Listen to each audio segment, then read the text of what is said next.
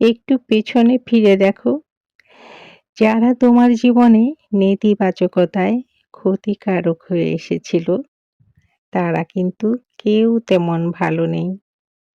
তাই কারো উপকার করতে না পারলেও তোমার দ্বারা যেন কেউ ক্ষতিগ্রস্ত না হয়।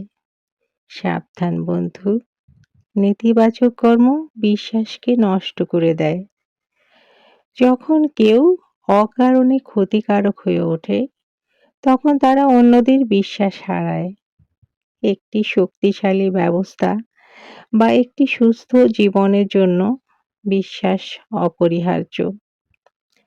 বিশ্বাসের অভাব সহযোগিতা, সমর্থন এবং ইতিবাচক সম্পর্ক গড়ে তোলার পথ বন্ধ করে দেয়। ক্ষতিকারক আচরণের ফলে মানুষ ধীরে ধীরে অন্যদের থেকেও বিচ্ছিন্ন হয়ে পড়ে।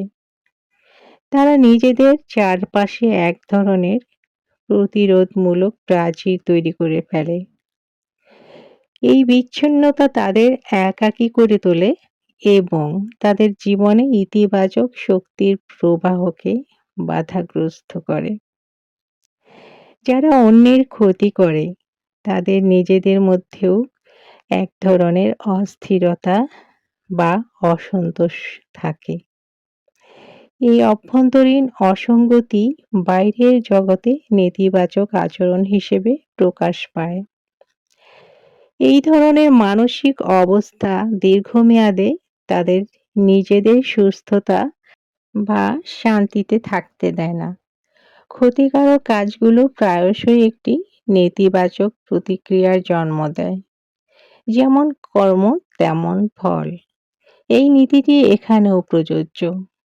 অন্যের প্রতি করা নেতিবাচকতা ঘুরে ফিরে নিজেদের জীবনেই কোনো না কোনোভাবে ফিরে আসে, যা তাদের পরিস্থিতিকে আরো জটিল করে তোলে।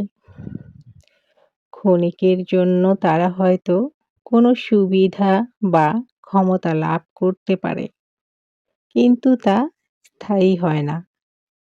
প্রকৃত উন্নতি আসে সহযোগিতা, সততা এবং ইতিবাচকতার মাধ্যমে। যারা এই মৌলিক বিষয়গুলো উপেক্ষা করে, তারা কখনোই টেকসই উন্নতি বা দীর্ঘমেয়াদী সাফল্য অর্জন করতে পারে না।